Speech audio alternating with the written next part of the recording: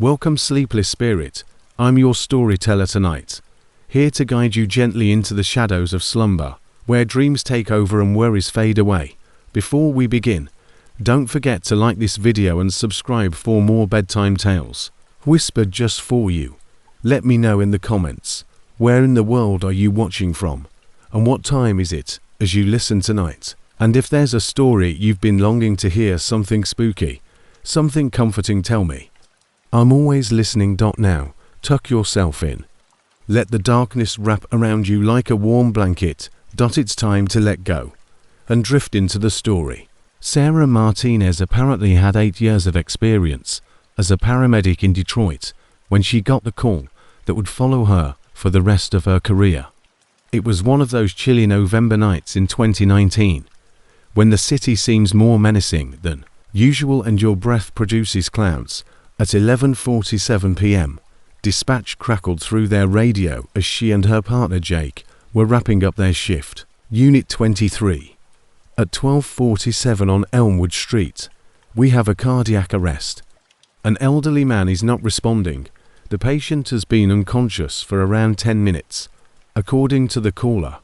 The call itself was nothing out of the ordinary. Over the years, Sarah had reacted to hundreds of cardiac arrests.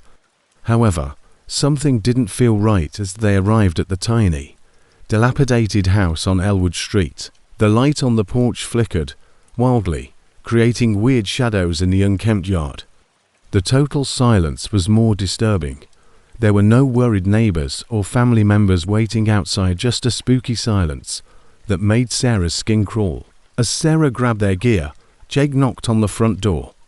They tested the handle and discovered it was unlocked. When no one responded, they yelled out as they entered, since it was standard procedure for them to do so while responding to a medical emergency. With the exception of one lamp in the living room, the entire house was dark. The smell of old cigarettes and something else Sarah couldn't place filled the air, something nasty and sweet. They discovered the old man, obviously dead and in rigor mortis, lying on the couch. This is where things started to get weird, though. The caller claimed that he had been dead for 10 minutes, but in reality, he had been dead for at least 12 hours. Sarah pointed to the man's condition and muttered, "Jake, take a look at him. He hasn't been here since this morning, possibly earlier." Who made the call? Jake was immediately on his radio, requesting the caller's details from dispatch. They were both taken aback by the response. Unit 23. We don't have any documentation of who called. When we attempted to call the number again, it went straight to the dial tone and appeared to be blocked. Sarah saw something that chilled her to the bone as they stood in the darkened living room. A cordless phone with a long dead battery sat on the sofa table close to the dead man. They had disconnected the landline. The severed phone cable was dangling from the wall outlet, visible to her. No cell phone could be seen anywhere in the house. Sarah answered slowly, "If he's been dead since this morning." Additionally, this house does not have a functional phone. Who, then, dialed 911 this evening? As they waited for the police and coroner to arrive, they finished their procedures. However, as they waited, more unsettling information surfaced. The neighbors informed Harold Vickers, the elderly man, had not been seen by the police in more than a week. A peculiar stench had been emanating from the house for days, and his smell was accumulating. The woman next door claimed to have seen someone using a flashlight to wander around the house the previous evening, which was the most terrifying of all. However, no one opened the door when officers conducted a welfare check that morning, and they discovered nothing untoward. What Sarah already knew was confirmed by the coroner. Harold had passed away for a minimum of 15 hours, passing away by themselves at some point in the early morning. Nothing seemed missing, and there were no indications of forced entry into the house. A shop across the street's security cameras showed something that unnerved everyone. At 11:52 p.m., the video showed Sarah and Jake's ambulance pulling up. Although none of the other cars had arrived at the house more than 24 hours later, But 3 days later, the really scary thing happened. At precisely 11:47 p.m., Sarah's personal cell phone called as she was at home attempting to block out the strange call. At the same moment as the initial transmission was received, her own work number was displayed on the caller ID. Sarah called her dispatch center, but they informed her that no calls had been made from that number after her supervisor looked through the logs. However, when she answered, there was only silence, followed by a faint voice that sounded like an elderly man saying, "I need help. I think I'm dying." The line went dead. The calls kept coming in 4 weeks, always at 11:47 p.m., with the same voice requesting assistance. And occasionally Sarah would hear what sounded like labored breathing or the faint sound of a television in the background. It was sitting in its charger at the station, unattended since her shift ended. Other paramedics started reporting similar experiences, including Tom Bradley, who had previously worked on Harold Street, receiving calls at his home from patients he had failed to save years earlier. Maria Santos waking up to her phone ringing with calls, and the phone company looking into the matter, but finding no technical explanation. The calls were somehow coming from disconnected numbers, impossible numbers that shouldn't exist. The calls came at the exact moment they had first received those emergency dispatches, with accident victims asking her why she hadn't arrived sooner. The tipping point was when Sarah chose to drive past Harold's house one evening, and exactly 1 month later, as she parked across the street, her phone rang at 11:47 p.m., and when she answered, she could clearly hear Harold's voice. "I know you're out there, Sarah. I've been waiting for you to return. I need you to explain to me why no one came when I really needed help." She almost screamed as she looked up at the house and saw the silhouette of someone standing in the front window, motionless, watching her car. After Harold passed away, the house had been vacant 4 weeks, and his distant relatives had cleaned it out and listed it for sale. Sarah moved to a different neighborhood, but the calls continued, gradually decreasing in frequency, but never entirely ceasing.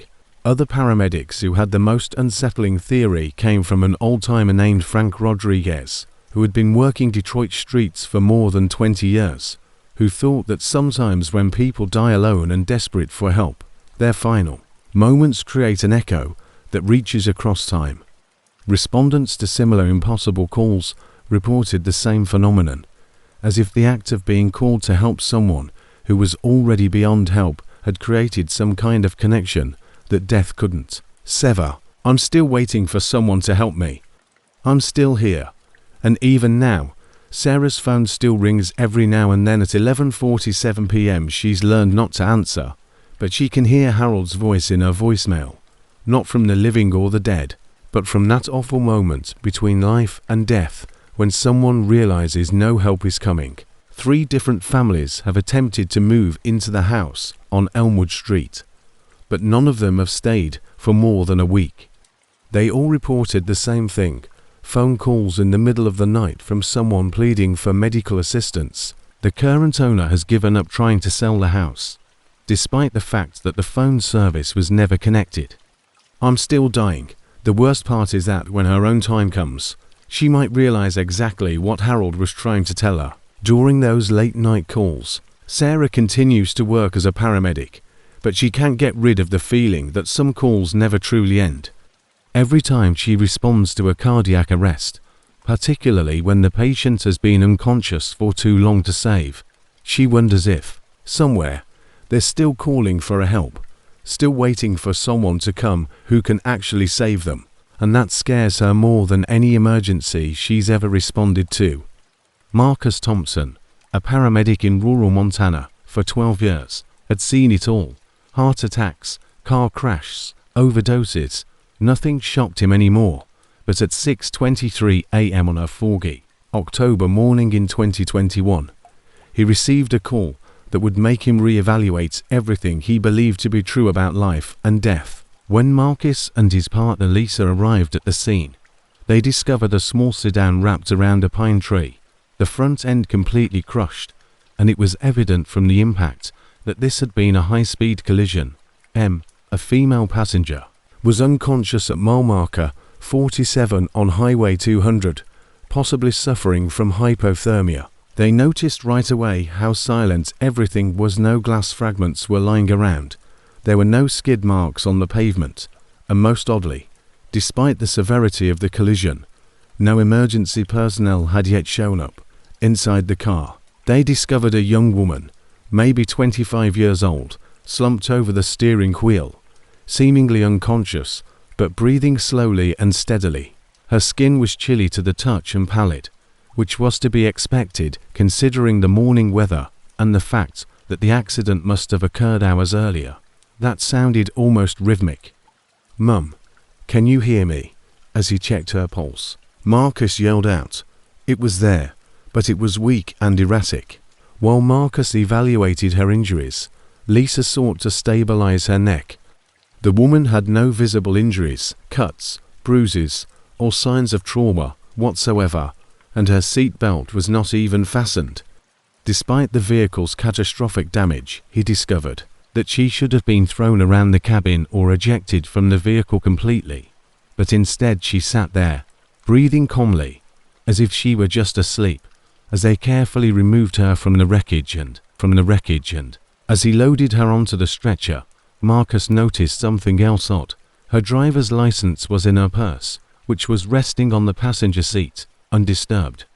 The woman in the photo was Rebecca Mills, 24, from Billings, and his blood ran cold when he saw that she had blue eyes and short blonde hair.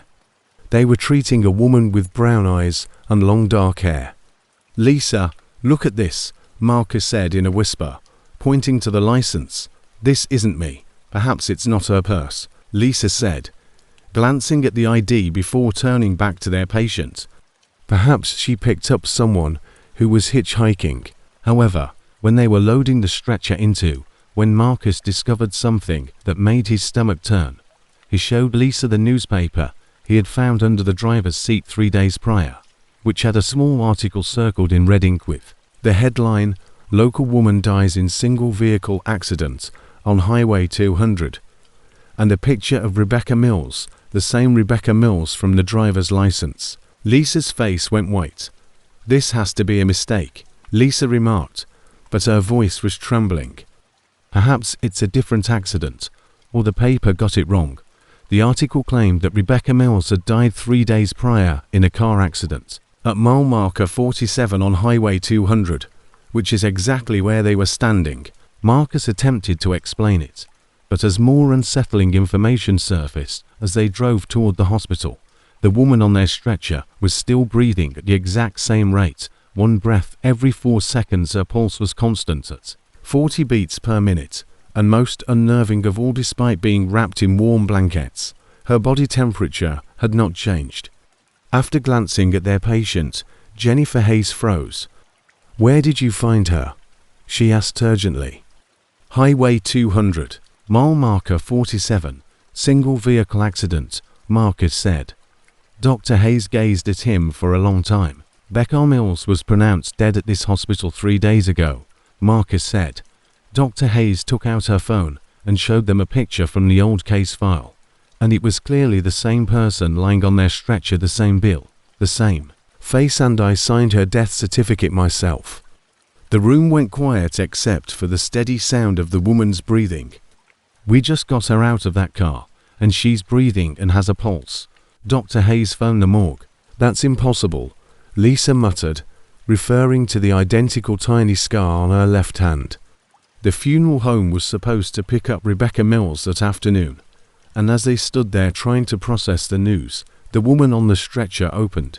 Her eyes, which were completely black, not just the pupils, but the entire eye like looking into deep wells. Rebecca Mills' body was still in cold storage, exactly where it had been placed 3 days earlier, and she turned her head toward Marcus in a voice that murmured, "I can't stop breathing," and it sounded like air being discharged from a tire. She then sat up, and when the woman threw her legs over the side of the stretcher, Dr. Hayes staggered backward. Her motions were incorrect in some way. They were too controlled and fluid, as if someone else was operating on her. In the same whispering voice, she said, I died 3 days ago, but my body won't let me stop," as she turned to face each of them, her dark eyes shining without any light. I should breathe my final breath, however. They keep coming one after another. Marcus attempted to approach her, putting his medical background ahead of his fear. The woman turned those awful black eyes on him, and I continued driving to the tree. I wake up behind the wheel every morning at 3:17 a.m. and I can't get out of it. "Ma'am, you're in shock. You've been in an accident. We need to examine you." She got off the stretcher, and Marcus saw that her feet weren't there. I feel it coming. I try to brake. I try to turn, but my hands won't listen. I strike the tree and I die. Then I wake up again, still breathing. I've been trying to stop breathing for 3 days, holding my breath until my lungs burn, but then they just start again on their own. I've been dying and breathing, and I can't stop it. Dr. Hayes was already on the phone with security when the woman entered the trauma room through the closed door without anyone noticing. The staff were pointing and staring, but she didn't seem to notice them, moving with that same unnatural fluidity, her feet still not quite touching the ground. Marcus ran into the hallway and saw her heading toward the exit. "Ma'am, wait," Marcus called out, but she didn't stop. Instead of waiting for the automatic doors to open, she went to them and walked through the glass again, and Marcus followed her outside, watching as she came to a sedan that had not been there when they got there, the same car from which they had pulled her, completely unharmed, and she got behind the wheel and looked at Marcus through the windshield, those black eyes visible, even from a distance. "I can't stop breathing," she mouthed, and turned on the engine. Marcus rushed to the car, but it was already backing away. He saw it drive down the street and go around a corner. He called the police right away, but when they looked at the security footage, they saw Marcus talking to nothing in the parking lot. No woman, no car, nothing. At mile marker 47 on Highway 200, dispatch received another call the following morning regarding an unconscious female. A different crew arrived, but they discovered the same thing: Rebecca Mills, wrapped around the same tree, breathing steadily and incredibly uninjured. When they took her to the hospital this time, Dr. Hayes was prepared because she had looked into the case and found something horrifying. The coroner's report claims that Rebecca Mills had been dead for a few hours when she was first found, but the original accident report said that she had been found at 6:23 a.m., which was precisely when Marcus and Lisa had received their dispatch. Although everything else had stopped, the calls continued every morning for weeks, and different crews would respond, finding the same woman in the same condition, still breathing, still dying, still unable to let go. Her body had continued to breathe during the crash, and the paramedics who first discovered her had thought she was alive because of the steady respirations, but she was already dead. A woman had somehow been trapped in that moment between life and death, unable to stop the automatic function of breathing. The calls eventually stopped coming, but Marcus continues to drive a different route to work, avoiding Highway 200 entirely. He has heard from other paramedics that occasionally on foggy October mornings, drivers still report seeing a woman sitting in a crashed car at mile marker 47, her chest rising and her eyes black. Some paramedics reported that she would open those black eyes and beg them to help her stop breathing.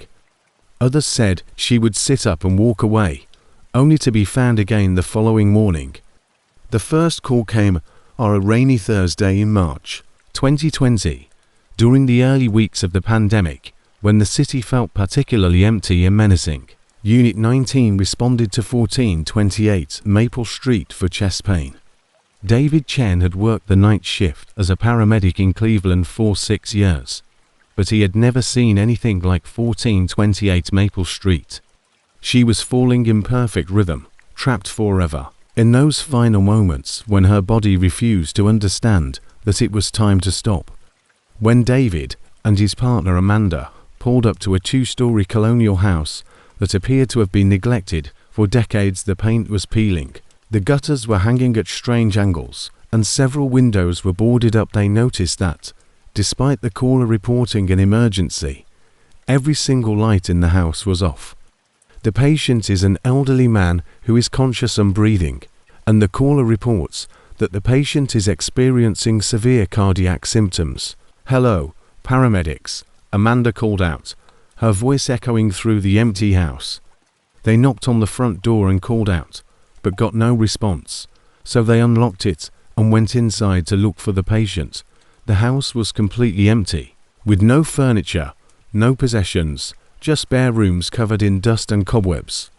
In the living room, they discovered scorch marks on the walls and ceiling that looked like they were from a fire years ago. A call regarding chest trouble was received. Silence. They looked in every area, including the attic and basement, but nobody was there.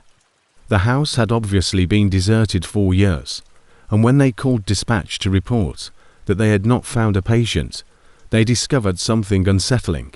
The following evening, at precisely 11:34 p.m., they received another call from 1428 Maple Street, this time from a landline that had been disconnected in 2018, and from an elderly woman who was unable to speak due to facial drooping. This time, the call was about a stroke.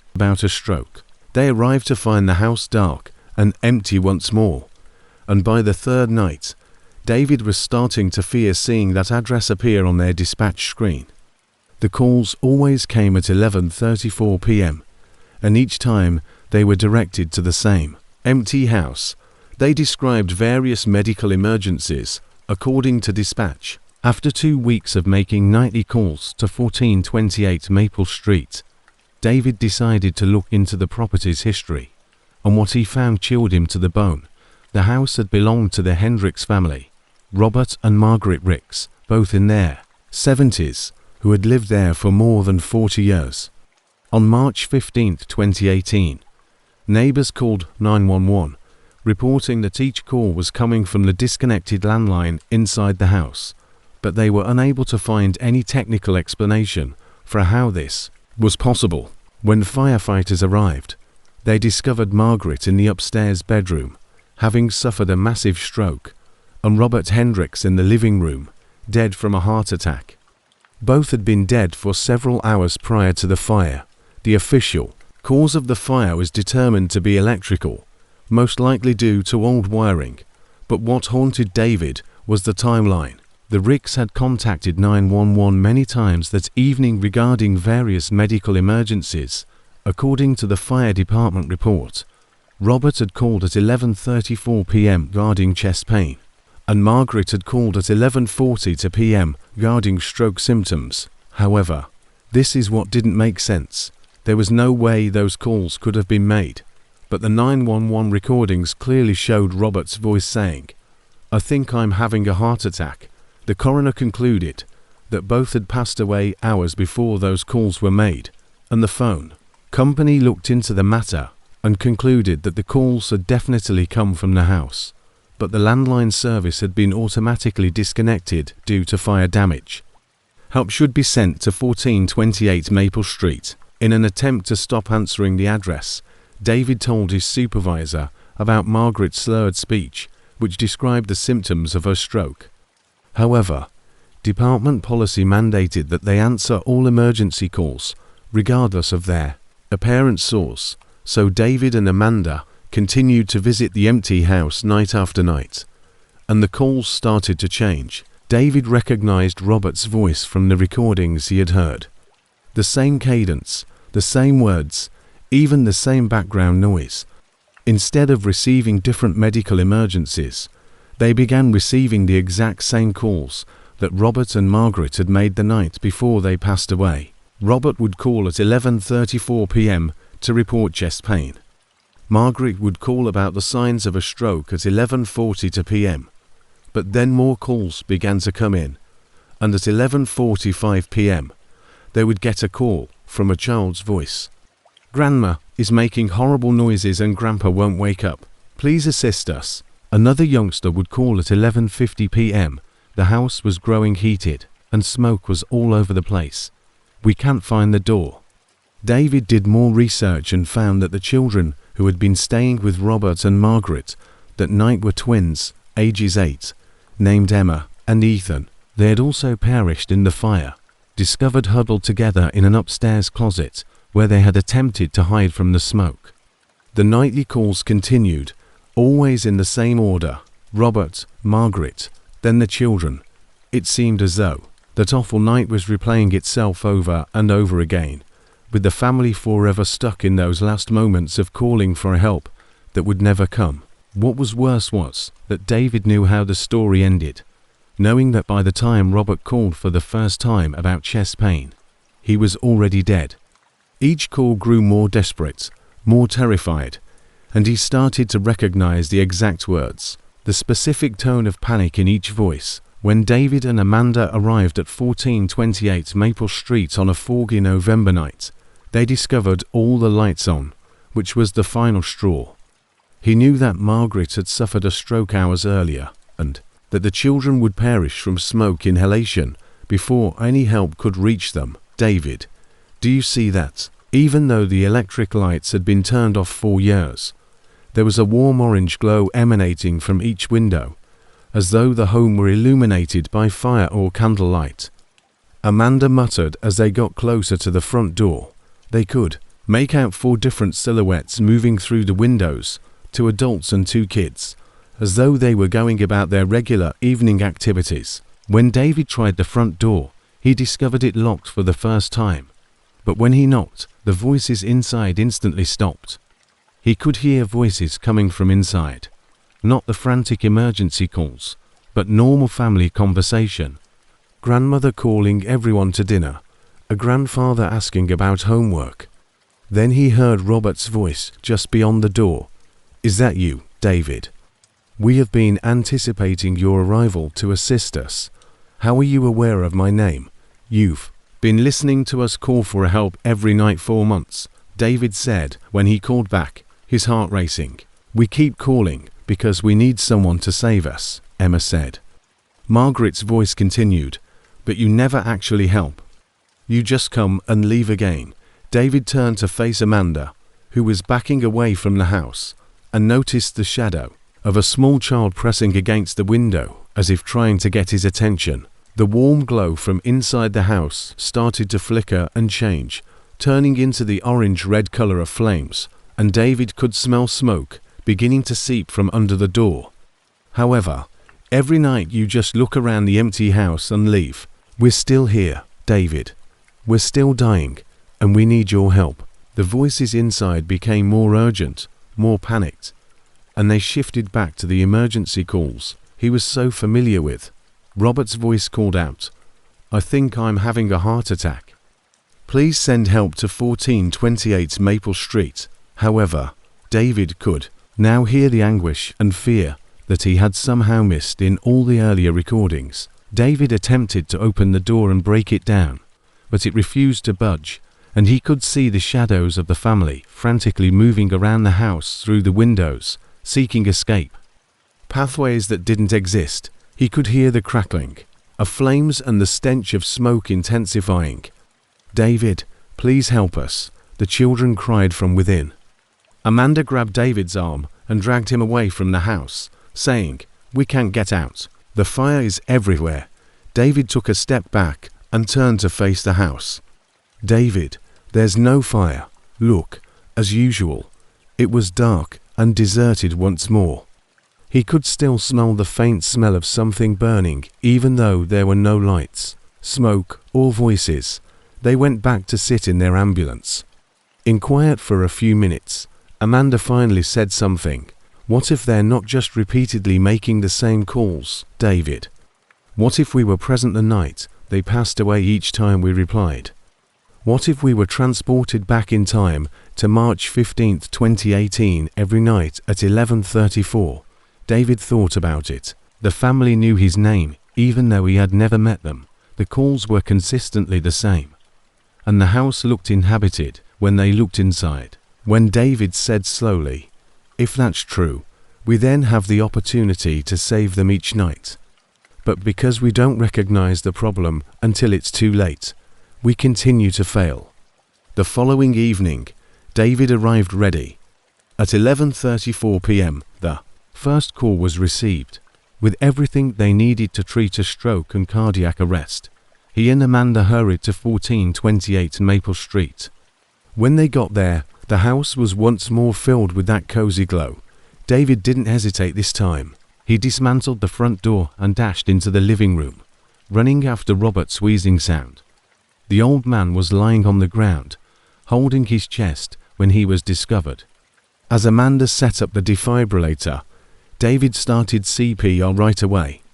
David said, "It's okay, Robert," while he was at work. As he performed chest exercises, he said, "Help is here.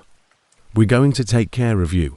He became aware that his hands were going straight through Robert's torso while performing compressions. He heard the man struggling for air and could see him. However, David was unable to physically touch him. He was attempting to save an individual who lived in a different era, an alternative reality. David could smell the smoke starting to permeate the house as the comforting light started to go out. He could hear it through the walls. When Emma and Ethan see their grandparents, they cry. Margaret was in the bedroom. She ran upstairs, but once more he was unable to touch her. Margaret muttered, "Please," as she turned to face David. David attempted to clarify that he was unable to say, "Please don't leave us again. Every night you come, and every night you abandon us to die alone," touched them, but was unable to assist them. Margaret went on, though, saying, "You have the power to save us. You just need to stay. If you stay until the fire starts, if you don't leave us alone, maybe this time will be different." David glanced around the bedroom and saw pictures of Robert and Margaret with their grandchildren, as well as joyful memories of holidays and birthday celebrations. These were not merely emergency call voices. They were actual individuals who had lived full lives and perished in fear while pleading for unanswered rescue. David realized he was running out of time as the smoke stench intensified. His choice would follow him around for the rest of his life. Rather of departing like he always did, instead of David took a seat on the floor beside Margaret's bed and waited as he left the empty house. "I'm not leaving," he confirmed to her. Margaret grinned and appeared calm for the first time in months as she said, "This time, I'm staying with you." David could hear the kids shouting for assistance from somewhere in the home as the smoke started to fill the room.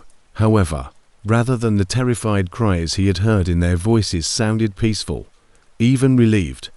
Throughout all of the 911 tapes, Robert's voice said, "Thank you."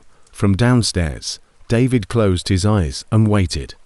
"Thank you for not abandoning us." He could taste the smoke in his lungs and feel the heat of the flames. He briefly felt the same emotions that the Hendricks family had on their last night: the anxiety, the suffering, and the fervent wish that someone would intervene to assist them. David was sitting in his ambulance outside 1428 Maple Street when he opened his eyes. Amanda appeared concerned as she shook his shoulder. "Get up, David. You've been sitting here looking at the house for 20 minutes. David checked his watch. The time was 12:15 a.m. Somehow, he had wasted 40 minutes. He inquired, "Did we get a call?" "Amanda, what call? You claimed you wanted to check on something, but then you just slept off, so we've been parked here." David's radio came alive with a crackle. "Please note that 1428 Maple Street is no longer listed as an active address for any units. As of tonight, property is being demolished." David gasped as he glanced at the mansion. An empty lot full of construction debris now stood where 1428 Maple Street had been for decades. A sign that was posted around 1428 Maple Street, it said, "Demolition completed March 15th, 2023, exactly 5 years after the tragic fire that claimed 4 lives." The calls to the address were never returned. However, David claims that occasionally on calm evenings, as he passes that deserted lot, he can make out the dim silhouette of a house and the cozy glow of lights in the windows. Additionally, he occasionally believes he can hear voices on the wind, saying thank you to the paramedic who ultimately stayed with them till the very end, instead of phoning for assistance. After 9 years of working as a paramedic in Phoenix, Jessica Rivera got the transfer request that would forever alter her life. St. Mary's Hospital needed paramedics with experience who could deal with challenging patients because they had opened a new wing for psychiatric emergencies. Jessica believed it would be a pleasant diversion from the typical overdoses and auto accidents that occupied her life, and the pay was great. Her usual work shifts, the hospital's basement level housed a new wing, which could only be reached by a single elevator that needed a unique keycard. At first glance, Jessica thought there was something off about the room. The ceiling was too low, the halls were too small, and each room featured mirrors on one wall, ostensibly for therapeutic observation, as stated by according to Patricia Webb, the psychiatrist who oversaw the unit. During Jessica's orientation, the mirrors help us monitor patient behavior. More significantly, though, they assist patients in facing their own mental states. Sometimes the first step to recovery is to have a clear understanding of who you are. As she spoke, Jessica saw that Dr. Webb avoided looking directly at any of the mirrors, and when she pointed to them, her hands trembled a little. In response to Jessica's inquiry, Dr. Webb only stated that her 30 years of experience in psychiatry had taught her to be wary of reflections. The initial weeks were typical. Jessica answered calls from individuals experiencing self-harm, drug reactions, or panic attacks on the psychiatric wing. However, she started to see odd patterns in the reflections in the mirror that she was unable to explain. Kevin, a young man who had been brought in for severe paranoid symptoms, was being treated by Jessica during her 3rd week. Illusions. He persisted in claiming that someone was tracking him, observing all of his actions, and replicating everything he did. Jessica looked at the mirror and froze as she took his vital signs. The movement of Kevin's reflection differed from that of Kevin. His reflection was pacing back and forth, making crazy gestures, and seemed to be arguing with someone Jessica couldn't see, while the real Kevin sat motionless on the bed. The actual Kevin was still sitting quietly when she turned to face him, but his eyes were wide, in fear. Kevin whispered, "You see it, too, don't you? They think I'm insane because my reflection won't do what I do. It's been like that for weeks, but you can see it now, can't you?" While the actual Kevin was looking down at his hands, Jessica glanced at the mirror once more and saw that this time, Kevin's reflection was staring right at her. While Kevin stayed still, the reflection waved and grinned at Jessica. Jessica tried to speak steadily as she said, "I need to step outside for a moment," to Kevin. She went right away to Dr. Webb's office and told him what she had observed. Dr. Jessica felt even more uneasy when Webb listened without expressing any surprise. Dr. Webb calmly remarked, "Jessica, working in this environment can be very stressful. I advise you to take a few days off to get your mind straightened out, since sometimes medical professionals start to internalize their patients' delusions. This is known as completely shared psychosis." However, Jessica was aware that what she had witnessed was real. She started examining the mirrors in each patient room more closely over the course of the following few days. She began to doubt everything she believed to be true about reality after learning what she did. The reflections of all the patients in the mental wing did not correspond to their movements. Maria was afflicted with profound despair, hardly left her bed, and had a dancing, laughing reflection. The reflection of Thomas, a manic patient who was unable to remain still for more than a few seconds, sat absolutely still and gazed at nothing. The elderly Mrs. Chen, who had been admitted for confusion connected to dementia, was the most upsetting. As she mouthed words and tried to speak to Jessica in the mirror, her reflection seemed fully lucid. Jessica looked closely and saw Mrs. Chen's reflection using her finger to draw out letters. Jessica made the decision to learn more about the history of the hospital's basement floor. She was horrified by what she discovered in the old documents. Built on the location of the hospital's former morgue, The mental wing had been operational since 1952 through 1987. Many patients who had passed away in the former hospital's psychiatric unit were among the thousands of bodies kept in the basement during that time. However, Jessica's discovery of Dr. Patricia Webb's early career records was the most unsettling. Dr. Webb had served as when the basement morgue caught fire. A teenage resident was working in the psychiatric ward. Several of the 7 psychiatric unit patients who perished in the fire were sedated and unable to flee. According to the official report, defective electrical wiring was the cause of the incident. However, Jessica discovered a letter that Dr. Webb had written to the hospital administration warning them, hidden among the files, regarding the basement's hazardous state and asking for prompt repairs. 2 weeks prior to the fire, the letter was dated. Records show that Dr. Webb had taken a leave of absence because he was traumatized by the fatalities. 6 months later, she went back to work and expressly asked to be placed in the new mental wing that was being constructed in the same basement. Since then, she had spent more than 30 years working there. Jessica went over to Dr. Webb with her findings. However, the older woman did not anticipate the response. Rather than deny anything, Dr. Webb appeared relieved, as though she had been waiting for the truth to be revealed. Dr. Webb muttered, "You're right about everything, the mirrors, the dead, the fire, everything. However, you don't fully comprehend the narrative." Jessica was shown a hallway she had never seen before by Dr. Webb, to a chamber at the basement wing's extreme end. There was one chair inside, facing a wall that was totally made of mirrors. Dozens of mirrors, each reflecting the others, in a never-ending cycle, rather than just one. Dr. Webb remarked, "I sit here every night after my shift ends. I've been keeping an eye on them and ensuring their well-being for 30 years. Who is watching?" Jessica inquired. Jessica noticed the reflections of 7 people moving about in the infinite reflections, going about their daily lives, as if they were still alive. When Dr. Webb pointed to the mirrors, they were just like the pictures Jessica had seen in the files of the fire victims. According to Dr. Webb, they survived the fire. Not entirely. They became stuck in the mirrors somehow. My hypothesis is that they passed away while staring at their own images in the morgue's identification mirrors. Since then, they have been residing there and are only able to communicate with the outside world through other mirrors. One of the trapped souls, a young woman of her own age, saw Jessica staring at the mirrors and approached what appeared to be the mirror's surface.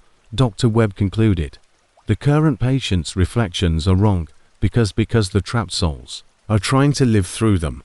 The woman pressed her hands against the glass from the inside and mouthed the words, "Thank you." Jessica realized this. By using the mirror pictures, they are attempting to relive life by stealing the patient's reflections. It's their sole means of communication with the outside world. Dr. Webb looked straight at Jessica. "I have been caring for them for 30 years. I see to it that they are not forgotten and that they have company. But, Jessica, I'm becoming old. I'm in need of someone to take over in my absence."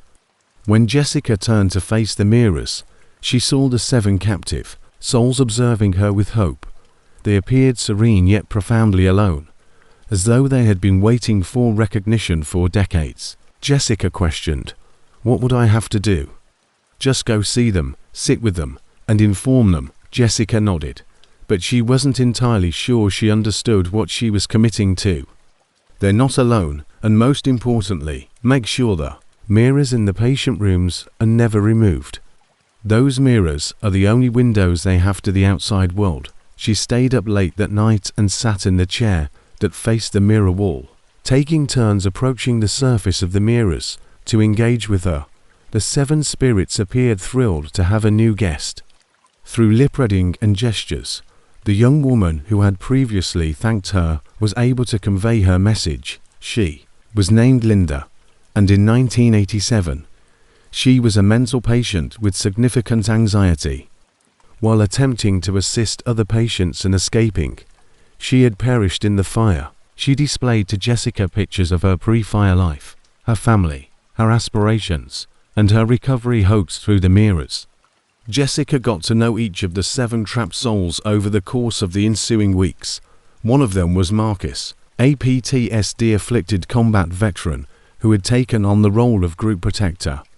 Teenage depressed Sarah had sought solace in the realm of mirrors, and Robert, an old man with schizophrenia who had spent decades introspecting and had grown extraordinarily wise. Jessica's realization that the souls weren't merely using existing patients' reflections was the most unsettling realization, though. Their goal was to assist them, in order to calm aggressive patients and stop them from harming themselves or others. Marcus would assume control of their reflection. Through their reflections, Sarah would reassure depressed patients that they were not alone, in a way that no conventional therapy could.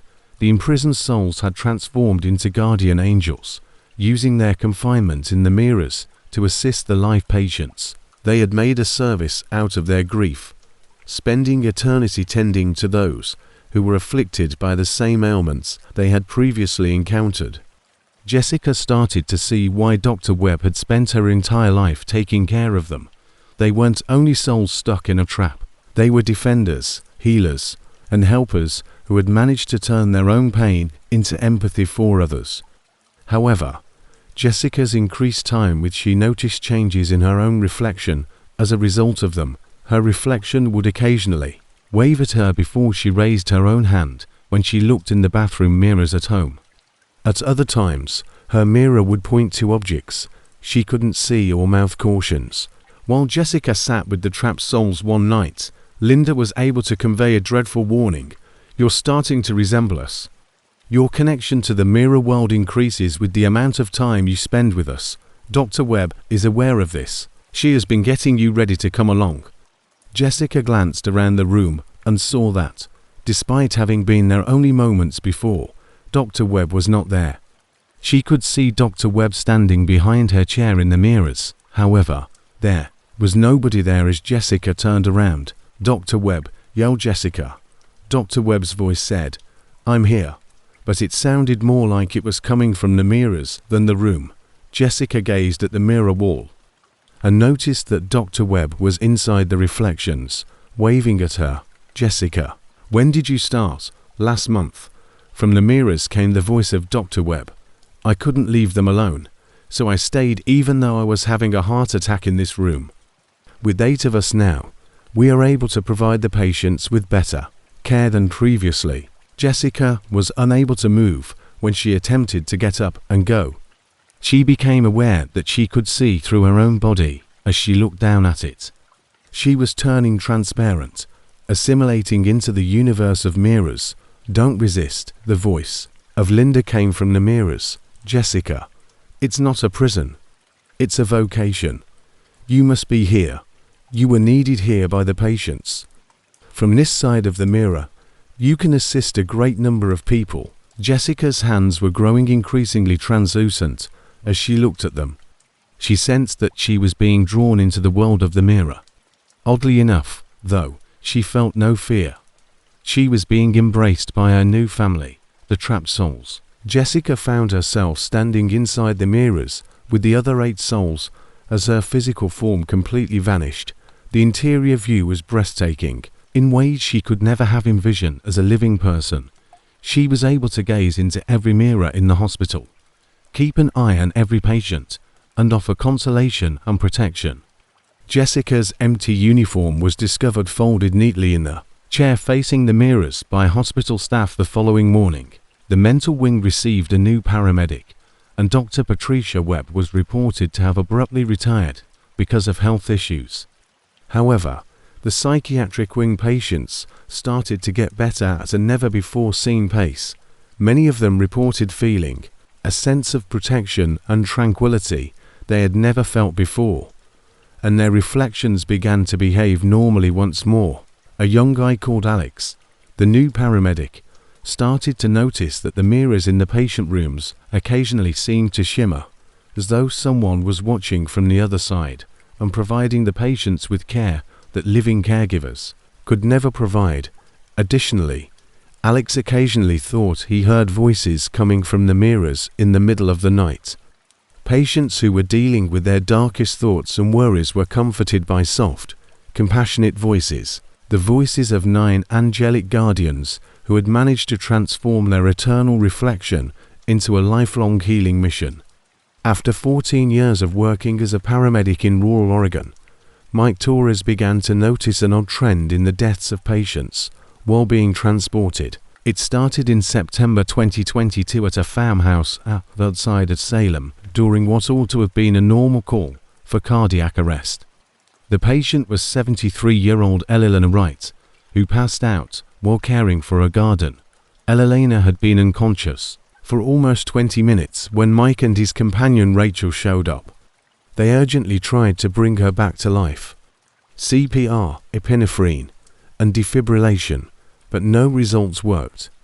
3:47 p.m. and to make the tough choice to call time of death, something unthinkable occurred when Mike bent to shut Eleanor's eyes. Eleanor inhaled deeply, nor the reflexive, gasping breath that occasionally happens after death. She inhaled slowly and deliberately, filling her lungs to overflowing. Mike looked for a pulse right away, but couldn't find one. No blood pressure, no heartbeat, and dilated, fixed pupils. Eleanor Wright was dead by all medical standards. She continued to breathe, though. Do you notice this, Rachel? As he watched Eleanor's chest rise and fall in a regular pattern, Mike muttered. Rachel looked at the monitors once more. They were all flatline. Nothing, no cerebral reaction, no cardiac electrical activity.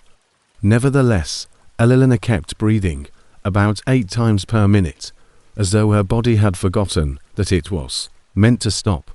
Dr. Jennifer Morse at Salem General Hospital verified what Mike already knew after they took Eleanor there. Despite being clinically dead, Eleanor managed to breathe. Before her body finally stopped functioning altogether, the phenomenon persisted for 6 hours. Never before had Dr. Morse seen in her 20 years in emergency medicine. She has never seen anything like that, Dr. Morse clarified. It's probably just orgonal respirations, although her tone showed her hesitancy. After cardiac death, the brain stem may occasionally continue to send signals for some time. Mike, however, recognized that this was not excruciating breathing. Throughout his tenure, he had encountered many patients who were dying. Moreover, this was unique. Eleanor's breathing had been too deliberate, too regular, almost like she was sleeping soundly rather than dying. Mike saw the same thing happen to another patient 3 weeks later. A 45-year-old construction worker named James Mitchell had a catastrophic heart attack on the job site. At 11:23 a.m., Mike and Rachel declared him dead after working on him for 30 minutes.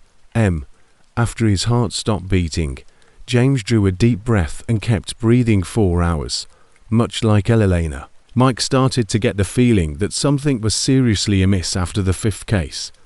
The same impossible breathing pattern had been seen in every patient who had died in his ambulance during the previous 2 months. They would perish, no pulse, no brain activity, and no reaction to stimuli, but their lungs would still work as though they were driven by an outside force. After deciding to investigate the phenomenon, Mike came across something that chilled him to the bone. Aside from their peculiar post-mortem respiration, all 5 patients shared a common trait. In the weeks leading up to their deaths, they had all reported having the same recurrent nightmare. Family members Mike spoke with claimed that Eleanor Wright had been experiencing dreams of choking, approximately being confined in a dark place and unable to breathe. James Mitchell had described to his wife his drowning dreams, in which he was unable to pass away, forced to continue breathing despite the water filling his lungs. Similar nightmares about being buried alive and begging for air that never materialized were shared by the other 3 patients.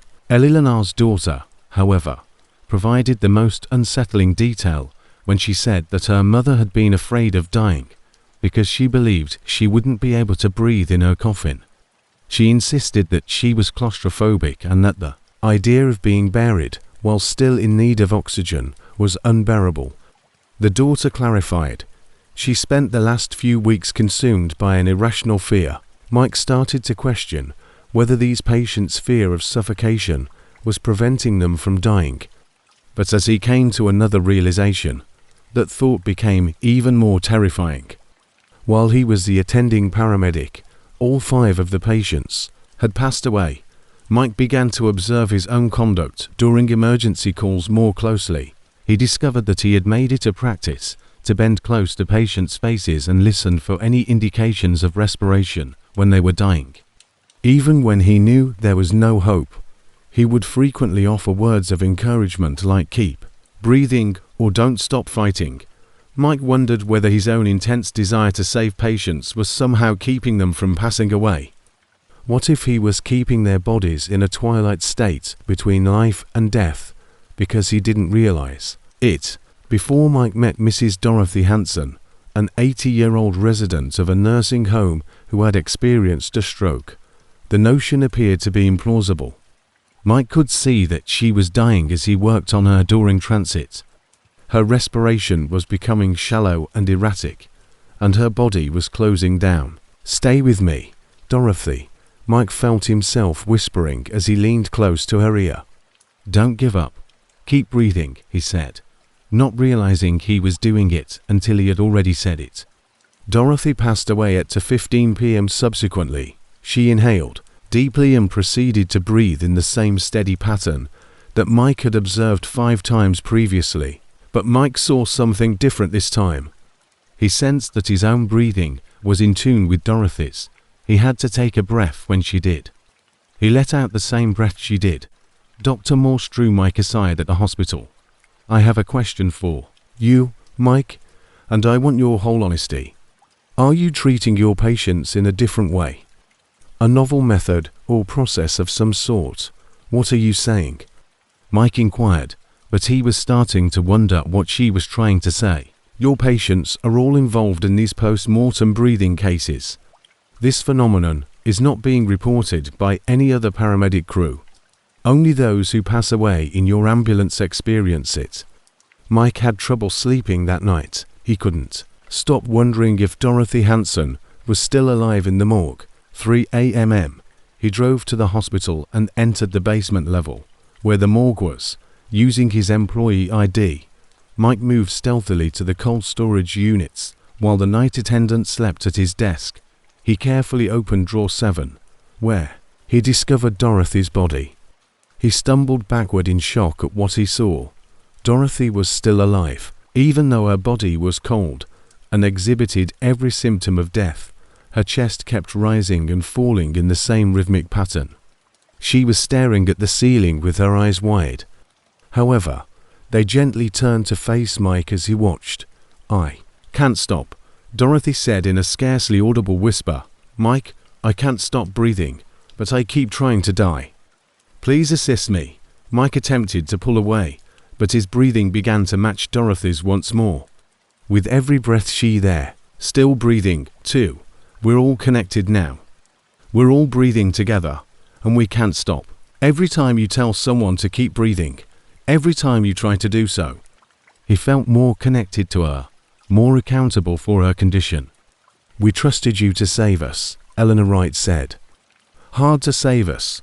You trap us a little more." Mike surveyed the morgue and became increasingly alarmed when he heard additional sounds, including the faint whisper of breathing coming from several storage units. He opened drawer after drawer and discovered all of his recent patients still breathing and looking at him with beseeching eyes. "But you saved us wrong," stated the person from drawer 3. "You preserved our respiration, but not our life. We are currently caught in the middle." When Mike attempted to run, his legs remained immobile. He was now breathing in perfect unison with all 6 patients, and every breath felt more intense. "And you have to fix this," James Mitchell murmured from drawer 5. "You have to let us stop breathing, so we can really die," he labored, as though he were breathing for each of them. "However, you must also stop breathing in order to break the connection." Even though Mike knew what they were asking, he was unable to comply. As a paramedic, His first inclination was to maintain life, to keep people breathing even after it had no longer been a blessing, but a curse. Mike was still standing in the morgue as daylight drew near, breathing in time with 6 deceased patients, who were unable to pass away entirely due to his intense desire to save them. Mike was there looking at the open storage containers when the night attendant woke up. According to the attendant, "Sir, you can't be down here." However, he then became aware of the sounds of breathing emanating from the drawers and retreated in fear. What Mike found in the morgue was never reported. Rather, he resigned the following day, citing exhaustion and asking to be transferred right away to another area of medicine. However, the relationship he had built remained intact after he quit his paramedic work. Each evening at 3 a.m., Mike awakens, struggling to breathe. He hears the voices in his thoughts and feels the pressure of 6 other people's breathing against his lungs. They're still pleading with him to cease their breathing, still stuck in the terrible limbo between death and existence. In the hopes that distance would sever the bond, Mike relocated across the nation. However, it was ineffective. He can hear their hushed prayers for freedom and feel their breathing wherever he goes. He has attempted to break the cycle by holding his breath and stopping his own breathing. But each time he approaches unconsciousness, his body takes over and compels him to take a breath. Even worse, Mike is aware that he is still making new friends. Every time he witnesses someone having trouble breathing, whether it's from an asthma attack, a choking victim, or simply a terrible cold, he unconsciously synchronizes his breathing with theirs in an attempt to assist them by pure willpower. And occasionally, just occasionally, he achieves success in ways that are incomprehensible from a medical standpoint. Mike saw an automobile collision last month and felt compelled to jump in and aid. A young woman who was obviously dead from her wounds was trapped in the wreckage, not breathing. "Come on, breathe, please keep breathing," Mike said, leaning close to her face. The woman opened her eyes and inhaled deeply. It was described as a miracle by the paramedics who arrived on the site. She recovered completely and suffered no long-term harm. Mike, however, is aware of the reality. He is aware that 7 bodies are currently breathing in perfect unison in a hospital morgue, waiting for him to free them from the awful gift he has given them. Additionally, he is aware that the number will only increase as long as his intense desire to save lives persists, overriding death's natural course. The paramedic Mike Torres, who was unable to let people stop breathing, has turned into a collector of last breaths, keeping people alive in a never-ending cycle of breathing that ought to have stopped when their hearts stopped beating. Every time someone passes away while addressing you, their soul becomes imprisoned in your mind's echo of their own voice. "We're not haunting you, Anna," David said, his breathing getting harder. David passed away before he could say anything more, but Anna realized something awful. She couldn't recall his precise words. This was the first time in months that a dying patient's final message hadn't seared itself into her mind. "You're haunting us. You're holding us here with your perfect memory." She could only remember the broad gist of what he had said, but not the specifics. That night, Anna understood why David's words had not joined the chorus in her mind. He had not asked her to deliver a message to another person. His last words had been intended for her, not for the living world, and for some reason that made the pattern different. In the weeks that followed, Anna realized that the spirits of dying patients were using her as a conduit to deliver their last messages to their loved ones, but that once she heard them, the spirits became trapped in her memory, unable to leave, until their words were delivered. The issue was that Anna's perfect recall was keeping the messages too vivid, too present, preventing the spirits from finding peace even, and she had passed along their final words.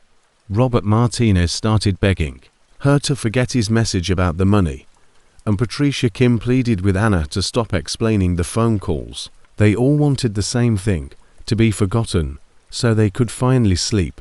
But Anna found that she couldn't voluntarily forget what they had said, because the memories were ingrained in her mind too deeply, preserved with supernatural clarity.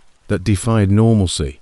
The situation became intolerable when Anna responded to a nursing home emergency involving multiple cardiac arrests, where 7 elderly residents died within 2 hours and 6 of them managed to whisper final messages to Anna before passing away. The more she tried to forget, the more vivid the voices became.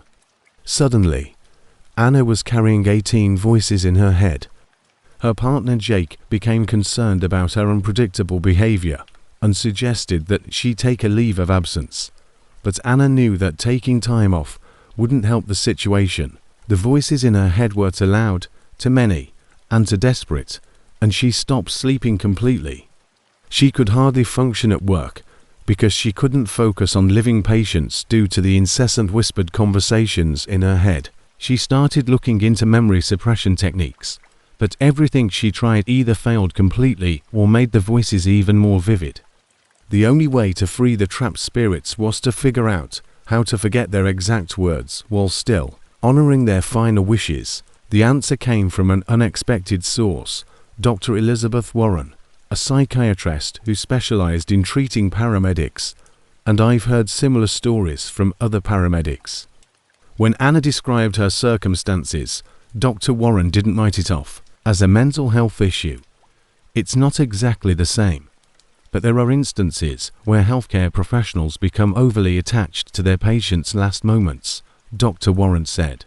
The human mind can occasionally form connections that go beyond accepted psychological bounds. Dr. Warren recommended a method known as ritual release. Each captive spirit's final message would be recorded by Anna, who would then read it out loud to properly convey it one last time before ceremoniously destroying the written record and making the conscious decision to let go of the ideal memory. Despite her doubts, Anna was desperate enough to do anything. She began by recording Robert Martinez's exact statements regarding the funds for his daughter. "Robert, your message has been delivered. Your daughter understands. You can rest now." She read the letter out loud in her apartment before burning the paper. Robert's voice was silent for the first time in months.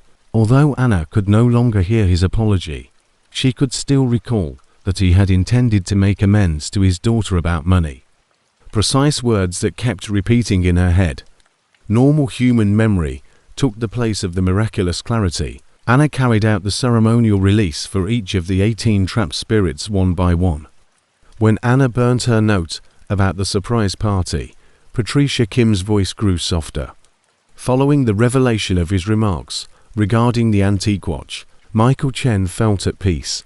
At last, Sarah Williams ceased muttering about her dispute with her sister. For the first time in more than a year, Anna's head was delightfully silent at the completion of the 3-week treatment. She would be able to focus on her work, sleep again, and live without the incessant cacophony of cries for help. However, the encounter had profoundly altered Anna. She started to be much more cautious in her interactions with people who were near death. She would respectfully listen to anyone who tried to deliver a final message to her. But instead of attempting to commit the words to memory, she would write down the main idea right away. After delivering the messages to family members as quickly as possible, she would engage in a brief ritual to intentionally let go of the memory of the particular wording. Anna discovered that the flawless recall she had always regarded as a gift could end up becoming a prison for her and the people she was attempting to assist. The deceased's last words had to be heard and given, but in order for their souls to rest, they also wanted those words to be forgotten afterwards.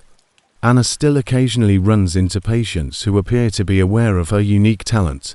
Anna usually reacts in the same way when they say something like, "You're the one who carries messages, aren't you?" While staring at her with a familiar expression in their dying eyes. "I'll convey what you've said." But then Anna is still a paramedic, but she now realizes that her job entails more than just providing medical care. "I'll let them go so you can rest." She facilitates the transmission of last messages from one world to the next by acting as a link between the living and the dying. However, she also understands that bridges are not meant to be lived on, but rather crossed. Additionally, remembering someone's affection despite forgetting their exact words is sometimes the most considerate thing to do for them. When he began, Tom Bradley had been an ambulance driver in Chicago for 11 years. Observing that his passenger seat was never occupied by his partner, as required by protocol, his companion rode in the back with the patients. It was someone else, someone who showed up only when Tom was by himself in the taxi, with lights and sirens blasting, as they raced toward emergency scenes during a particularly harsh winter that had already claimed scores of lives due to hypothermia, auto accidents, and heating-related fires. It started in January 2023. She initially appeared in Tom's peripheral vision while he was responding to a call about cardiac arrest on the south side. There was a grey-haired old woman sitting still in the passenger seat, dressed in what appeared to be a medical gown. Tom wanted to apply the brakes immediately, but he was unable to do so since he was responding to an emergency. He looked straight at the passenger seat and saw that it was vacant. However, when he concentrated on the road ahead, he caught a glimpse of her once more, seated as composedly as though she were riding to a doctor's appointment rather than racing to someone else's medical emergency. "What's your ETA? Unit 47. The radio crackled with dispatch. Tom responded, trying to ignore the person next to him, his voice trembling a little. 3 minutes out. During the entire drive to the emergency room, the woman stayed in the passenger seat. Tom was able to feel her presence, the way the seat appeared to be occupied, the slight change in the ambulance's equilibrium, or even the heat from someone else's body. However, she always disappeared when he attempted to gaze at her directly. Tom was relieved when he got to the scene, and his companion Jake got into the passenger seat for the drive back to the hospital. His flesh and blood partner was talking about the patient's condition, replacing whatever he had seen or imagined. However, 3 days later, while the woman reappeared on her own, answering another call, this time, Tom was able to get a better look at her face in the corner of his eye. She appeared familiar, but he was unable to identify where he had seen her previously. She had a serene yet melancholy expression, as though she were holding out for something that might never materialize. The frequency and intensity of the woman's appearances increased during the next few weeks. She only showed up when he was answering calls concerning elderly people, and Tom noticed that she seemed to become more anxious when the calls were more critical. She appeared in Tom's peripheral view during a CPR in progress call, urgently, pointing toward a side street, as though she were trying to tell him to take an alternative path. The scene was reached 2 minutes later than he may have if he had taken the side street, but Tom disregarded her gesture and proceeded on his intended path. Those 2 minutes were important. The patient, an 81-year-old man who had fallen in his kitchen, had been unconscious for too long to be saved by the time they arrived. Tom couldn't get rid of the thought that the woman in his passenger seat had been attempting to get him to the hospital sooner. Even after the man was declared dead, Tom started studying the topic of phantom passengers after feeling guilty 4 days. Concerned that he might be suffering from a stress-related hallucination, instead, he discovered something much more unsettling than mere psychiatric symptoms. Tom found dozens of similar stories in emergency responder internet forums. Around the nation, paramedics, firefighters, and police officers reported seeing figures in their cars while responding to emergencies. These figures were never directly visible and were always in the background, usually during the most urgent calls. The paramedics' accounts that these phantom passengers appeared to be directing them, assisting them in finding addresses or navigating traffic more quickly, were the most unsettling. A Denver paramedic described a frequent patient who would tap on the dashboard when he had to turn or change lanes. At fire scenes, an elderly man in his vehicle would point toward victims who were hidden, according to a Miami firefighter. According to a Seattle EMT, her ghost passenger would raise fingers to show the number of victims at accident scenes. data that consistently turned out to be correct. Tom started to pay more attention, pay notice to his enigmatic traveler. He observed that she most frequently showed up for winter calls, involving older patients who had respiratory or cardiac issues. During normal transports, she would remain motionless, but in urgent situations, she would become animated and point and gesture as though she were attempting to convey important information. The discovery was made on a particularly hectic February evening. Tom was on the scene of a home fire when there were reports of an old woman stuck on the second floor. His phantom passenger abruptly became agitated as he sped through the snowy streets, pointing repeatedly at the dashboard, and then at a residential street that wasn't on Tom's intended path. Tom chose to believe her this time, even though it appeared to be leading him away from the fire site. He turned onto the street she was pointing to. The spectral traveler instantly relaxed and returned to her seat with a seemingly relieved expression. Tom was able to park nearer the structure and set up his equipment more quickly because of his detour, which brought him to the fire situation from a different perspective. Tom was prepared with oxygen and cardiac monitoring when the trapped woman was carried down by firefighters. During transportation, the woman experienced acute smoke inhalation and went into cardiac arrest. However, Tom managed to revive her since he had followed his passenger's instructions and obtained valuable extra minutes. When Tom was cleaning his ambulance later that evening, he discovered something that chilled him to the bone. An old, yellowed, but still readable hospital bracelet was resting on the passenger seat. Margaret Walsh was the name on the bracelet, and the date was February 15, 2021, exactly 2 years prior. After doing some research, Tom learned that Margaret Walsh had been one of his patients 2 years prior. She had a heart attack during a blizzard and was 83 years old. Tom had answered the phone, but he had taken longer to get to her because of bad weather and bad road conditions.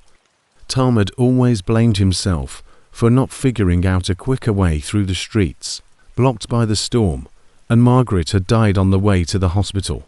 Tom felt the understanding strike him, a blow to the body. His imaginary travel companion was Margaret Walsh. Throughout every emergency call, she had been by his side, attempting to assist him in saving other elderly patients in the same manner that he had failed to save her. She was directing him toward better placement, quicker routes, and more effective reactions with her supernatural presence. However, being aware of her identity did not lessen the unsettling nature of Margaret's presence. Knowing that he would spend every emergency call with a deceased woman at his side, observing his every move, Tom started to fear getting into his ambulance. Evaluating his performance at every turn, her expectations became too much to bear. When Tom answered a call about a cardiac arrest at a nursing home, the situation became more heated. Margaret emerged in the passenger seat and started waving her head wildly as he sped through traffic, gesturing at the exit ramp they were getting close to. Tom knew that she wanted him to go out, but it would take him a few more minutes to react. Tom said out loud, "I can't," feeling silly for speaking to a ghost. Margaret's pointing became more urgent, and Tom thought he heard her voice, distant and faint, saying, "Trust me." Tom defied his better judgment and took the exit. Protocol says I have to take the fastest route. He passed through a residential area on the detour, where he saw no traffic, so he was able to keep his lights and sirens running at full speed. Compared to taking the major highway, he reached the nursing home 30 seconds earlier. Harold Chen, a 90-year-old man, was the patient. He had fallen in the dining room. Tom saw Margaret's reflection in the chrome of his tools as he worked on Harold. Her normal hospital robe had been replaced by a nurse's uniform from several decades ago. She was paying close attention to Tom's resuscitation efforts. Sometimes he would nod in agreement after he completed a task correctly. Harold recovered completely after surviving the cardiac arrest. Tom spotted Margaret again as he got him into the ambulance to be taken to the hospital. She had stopped trying to blend into his background and was now standing next to the ambulance. She grinned as she turned to face Tom, then went to Harold's stretcher and put her hand there on his forehead as a blessing gesture. Tom did not see Margaret Walsh again after that. He waited in his passenger seat for her to return over the next few weeks, but she never did. Margaret had done what she had set out to achieve, Tom realized. Harold Chen, the patient who reminded her of herself, had been saved by her. By doing this, she had discovered the tranquility that had escaped her since her own demise. However, Tom continued to have experiences with phantom passengers even after Margaret left. Tom saw a small boy sitting in the passenger seat, dressed in a soccer uniform, holding a teddy bear a month later while on a pediatric emergency call. Tom would subsequently learn that the boy's name was Kevin Morrison, a 7-year-old who had been hit by a car 3 years prior and died in Tom's ambulance. Kevin led Tom through back roads and shortcuts, saving him valuable minutes of reaction time so he can save other kids. Similar to Margaret, Kevin was not visible from a direct line of sight, but he was conspicuously visible in Tom's peripheral vision, alerting him to potential dangers and indicating the quickest ways. Tom's passenger seat turned into a rotating station for the ghosts of the patients he had lost during the course of the following year. Tom was accompanied to accident scenes by 45-year-old construction worker Robert Hayes. A 60-year-old stroke sufferer named Linda Peterson helped with medical crises concerning ladies her own age. Every phantom traveler had a specialty, assisting Tom in saving those who made them feel like themselves. Tom knew that his co-workers and superiors would assume he was experiencing extreme psychological stress, so he never mentioned his otherworldly passengers to them. But among Chicago's emergency medical services, his reaction time significantly improved, and his success record with critical cases became famous. Other paramedics started asking to investigate Tom's origins in an effort to find out his techniques. Forgetting about the city so quickly, the spirits of lost patients who had managed to turn their own tragic endings into salvation for others were carried by Tom's ambulance, which they were unaware had become a vehicle for redemption. After assisting in the rescue of a person who was similar to them, each phantom traveler continued on to whatever tranquility lay outside of the emergency medical field. In Chicago, Tom continues to drive ambulances, but he never knows who might be in his passenger seat during any given shift. Sometimes it's a familiar face, a patient he remembers losing, and other times it's a stranger, most likely someone who passed away while under the care of another paramedic, but who decided to make apologies using Tom's ambulance. The one thing that never changes is that Tom never drives by himself. There is always someone in his passenger seat who is aware of the importance of emergency medical work. Someone who understands that sometimes making the correct decision at the right time might be the difference between life and death. Additionally, in having a guide who has previously crossed over to the other side can make the difference between arriving in time and being late in Chicago's traffic-filled maze. Tom has come to fully trust his phantom passengers. He obeys their instructions without question, even if they indicate a different path. He knows he's doing everything correctly when they give him a nod of approval for his medical interventions, and he knows that another lost soul has found salvation when they eventually grin and vanish. By serving others and transforming their own sorrow into a miracle for someone else. After 7 years of working as a paramedic in Miami, Carmen Rodriguez formed a habit that would ultimately push her over the brink of her sanity. It began rather casually. Carmen would inadvertently check her own wrist with her fingers, while keeping an eye on her patients' heart rates during standard patient examinations. Her nervous tic served as a means of making sure her own heart was remaining calm during tense emergency situations. However, something went wrong with this straightforward behavior. In August 2022, Maria Santos, 43, was receiving treatment from Carmen after she had a heart attack in a mall. Carmen, as usual, placed her fingers against her own wrist while trying to steady Maria during transit. Her blood ran cold at what she felt. The rhythm of her pulse was exactly in time with Maria's erratic, faltering heartbeat. Carmen made an effort to tell herself it was all a coincidence. However, she could feel her own heart replicating every skip, every flutter, every risky pause as she watched Maria's cardiac rhythm on the ambulance's EKG machine. Carmen's pulse lowered to match Maria's heart rate when it fell to 30 beats per minute. Maria's ventricular collapse. Carmen experienced fibrillation as her own heart started to beat in the same frantic, potentially fatal pattern. Carmen felt fine, which was the scary part.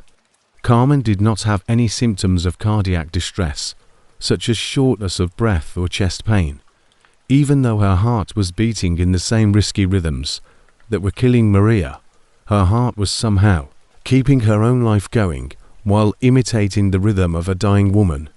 3 minutes prior to their arrival at the hospital, Carmen felt her own pulse return to its regular, healthy rhythm as soon as Maria's heart stopped beating.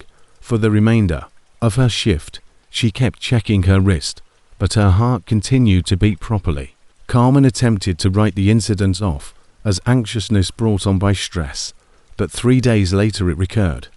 Robert Chen, a 67-year-old man suffering from a severe stroke, was the patient this time. Carmen's own pulse, which was slow and erratic with lengthy pauses that should have knocked her out, started to resemble Robert's as she checked his vital indicators. However, once more, Carmen felt completely fine, even though her heart beat in a way that suggested her patient had serious brain injury and was about to die.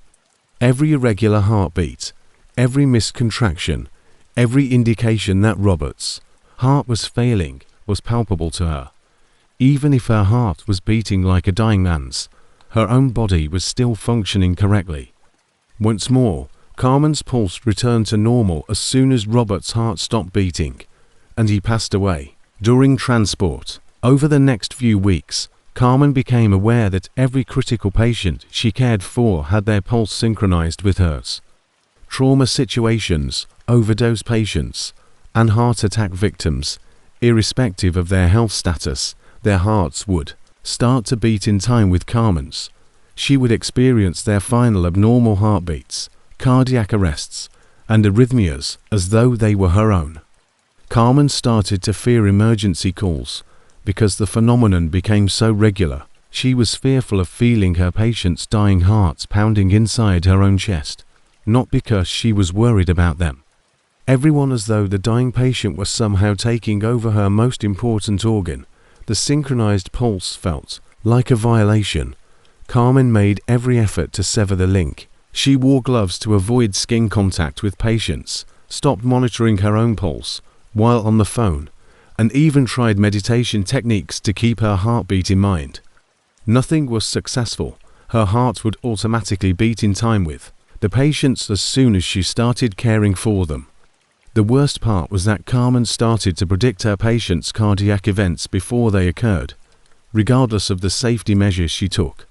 She would notice a change in her pulse a few seconds before the patient's heart rhythm was reflected on the EKG monitor. In some way, her heart was anticipating the patient's heart rhythms, alerting her in advance of a potentially fatal arrhythmia or cardiac arrest. Carmen first took advantage of this talent before the monitors signaled that emergency interventions were required. She would start planning them so she could react faster to cardiac crises. Her supervisors commended her for her outstanding evaluation abilities and quick response times, and she saw a significant improvement in her success rate with cardiac patients. However, there was a significant psychological cost. Carmen was listening to the last heartbeats of dozens of dying people, feeling them just as deeply as she did. She started to notice some trends. This is the specific heart rhythm that occurs during a massive myocardial infarction, the frantic cadence of individuals who have overdosed, the gradual decline of elderly patients whose hearts, after decades of care, were just giving out. Carmen's response to a kid cardiac arrest was the tipping moment. Timothy Walsh, age 8, had passed out during a school soccer match, and his parents were inconsolable while Carmen and her partner attempted to resuscitate him. Carmen felt her own heart abruptly take on the quick, feeble rhythm of a youngster experiencing cardiac arrest as she put her hands on Timothy's chest to start CPR. However, things were different this time. Carmen started to feel what seemed to be Timothy's feelings, rather than just his dying heartbeat. She was overcome with the fear and uncertainty of a young boy who didn't understand why he was having trouble breathing, why his chest hurt, or why the world was become gloomy and frightening. Carmen was feeling Timothy's death from within through the sensed heartbeat. "Don't let me die, please." Even though Timothy was intubated and asleep, Carmen could still hear his voice in her mind. "I'm ready to return home. I want my mother." Carmen recognized that the pulse's synchronization was not merely a physical occurrence. She was establishing a psychological and emotional bond with her dying patients as a result. She was going through their last moments, not just physically, but also emotionally and intellectually. Carmen's ability to predict Timothy's heart rhythm, fluctuations, and react appropriately helped him survive the cardiac arrest. However, Carmen was traumatized by experiencing the fear and bewilderment of a child during the most terrifying moments in his early years. The synchronized pulse phenomena persisted after Carmen left her employment, despite her request for time off. Carmen's heart would start racing strangely, and without obvious cause, as she walked through the hospital where she had brought so many patients. She became aware that her pulse was synchronizing with strangers she had never met, and that she was picking up the heartbeats of vital patients all throughout the building. Her heart in supermarkets, when she passed elderly customers who were undergoing silent heart attacks, her heart would start to skip a beat. When she unintentionally sat next to someone who was having drug-related cardiac symptoms at restaurants, her pulse would race. Carmen's heart has turned into a receiver, listening to others' cardiac discomfort all the time. When Carmen went for testing with her personal cardiologist, the worst finding was made. Sitting in the waiting area, her heart started to beat in a familiar rhythm, the sluggish, erratic beat of end-stage heart failure. As she scanned the waiting area, she noticed an elderly man seated across from her, who appeared to be graying around the lips and breathing heavily. Carmen went over to the man and discreetly advised him to inform the receptionist that he needed help right now. After 20 minutes, the man experienced a severe heart attack in the medical facility. Medical personnel were ready because of Carmen's warning, and they were able to save his life. Carmen's cardiologist, Dr. Patricia Wells, found her condition fascinating. Dr. Wells hypothesized after thorough testing revealed that Carmen's own heart was in perfect condition, that Carmen had become extremely sensitive to empathy, which showed up as cardiac synchronicity. Your heart seems to have turned into an antenna for heart problems. According to Dr. Wells, you're somehow able to detect and mirror the heart rhythms of people in medical crisis. It's medically impossible, but the evidence is undeniable. Professor Wells proposed that Carmen may apply her humanitarian skills as a consultant to detect cardiac crises before they become life-threatening. However, the experience of witnessing so many people's final moments left Carmen too devastated to think about pursuing a career in medicine. In the hopes that being away from hospitals and emergency situations might calm her hyperactive cardiac sensitivity, Carmen quit her paramedic work and relocated to a rural location. However, Carmen's heart would sometimes synchronize even in the country with an injured deer's fast heartbeat, an elderly farm dog experiencing a heart attack, or the cardiac distress of animals. She became aware that people other than humans were affected by her illness. Any living thing experiencing cardiac distress would cause her heart to react, preventing her from escaping the ongoing knowledge of suffering and death all around her. By creating rigorous routines to reduce her exposure to cardiac distress, Carmen learned to cope with her condition. She stayed away from nursing homes, hospitals, and any other place where there might be people who were really sick to lessen The likelihood of running into persons experiencing medical emergencies. She shopped during off-peak hours, because the dramatic heart attack episodes would set off her synchronization response. She even stopped watching medical television. Carmen took precautions, but the cardiac distress of strangers still caused her heart to sink every now and then. Her heart would occasionally beat in time with someone dying when she woke up in the middle of the night, miles away. At other times, she was walking in the park or grocery shopping when her pulse abruptly changed, warning her of a hidden heart emergency.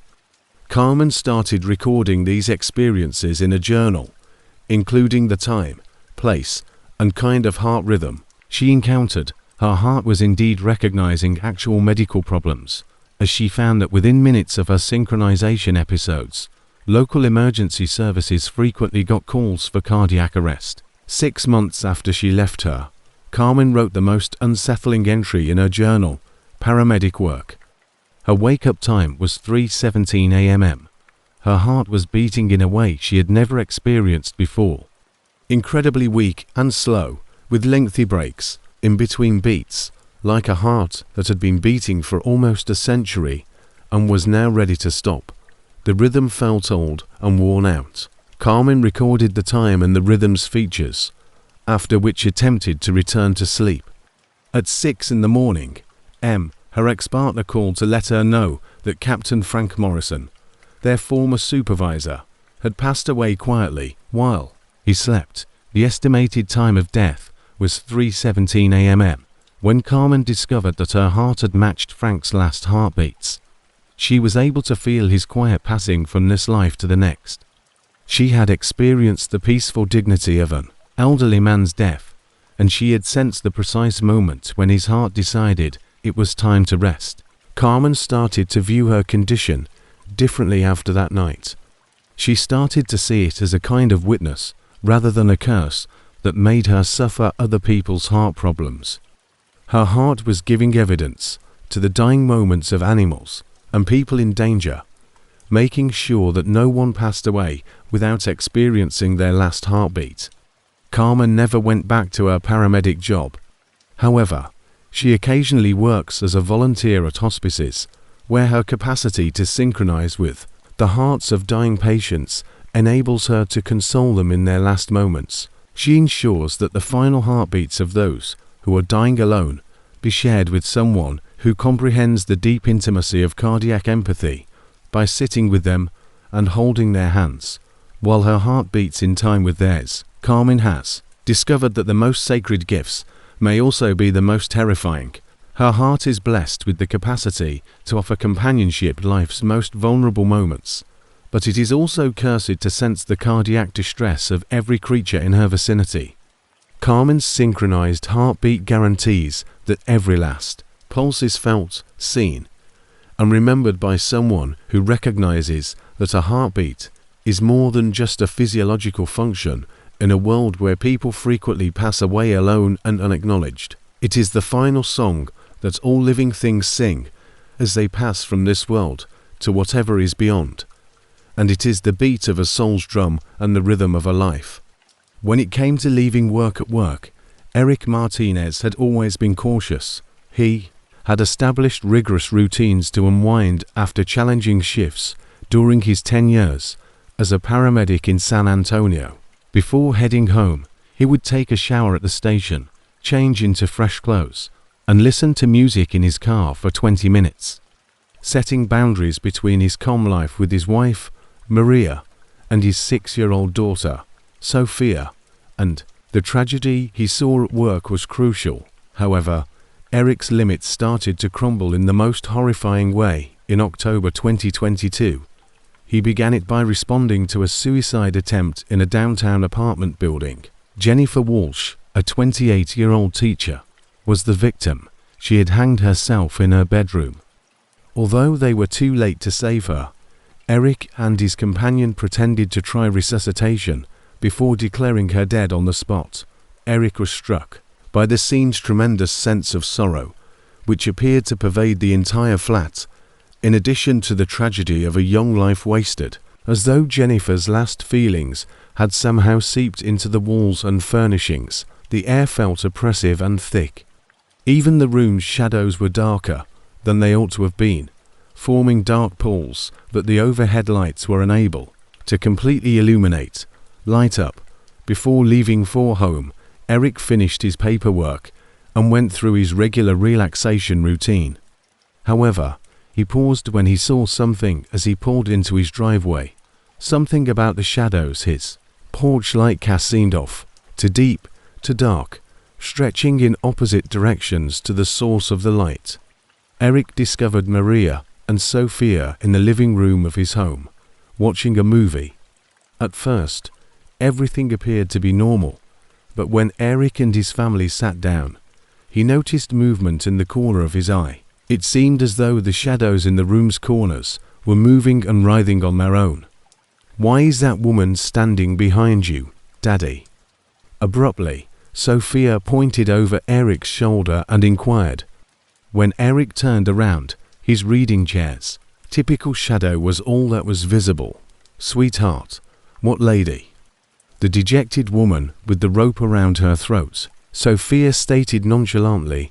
"Ever since you got home, she has been standing there."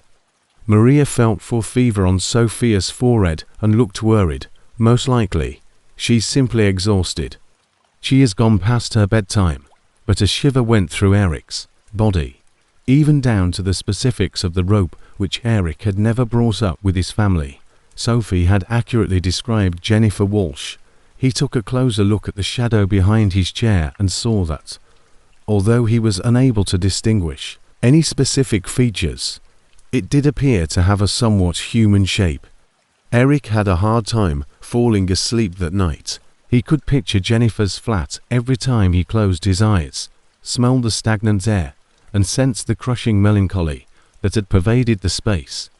The shadows in his bedroom, however, were more unsettling than the recollections, since they appeared to shift without the aid of any light source, producing eerie shapes that resembled a hanging body.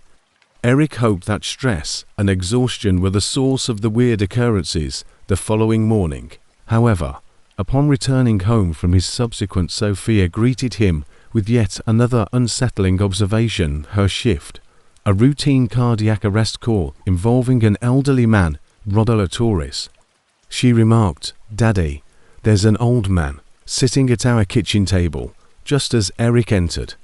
He continued to grasp his chest, as if it were painful. Only chairs and the remains of Sophia's afternoon snack were visible as Eric glanced at the kitchen table, but the shadow created by the overhead light seemed abnormally big and dense, occupying space as though someone were truly seated there. "Sophia," Maria murmured softly, "no one is at the table. Perhaps you ought to spend some time playing in your room." However, Eric was starting to realize what was going on. Somehow, the gloomy feelings and last moments of his patience were creeping into his family's secure haven as the shadows from his emergency calls followed him home. His living room was a hiding place for Jennifer Walsh's misery. At the kitchen table, Robert Torres was experiencing chest pain. The shadows of all the patients who had passed away during Eric's shifts filled his home in the next few weeks. Sophia had a clear view of them, all of them suicide victims, overdose victims, and accident victims were standing or seated in different parts of the house, repeatedly reliving their last moments.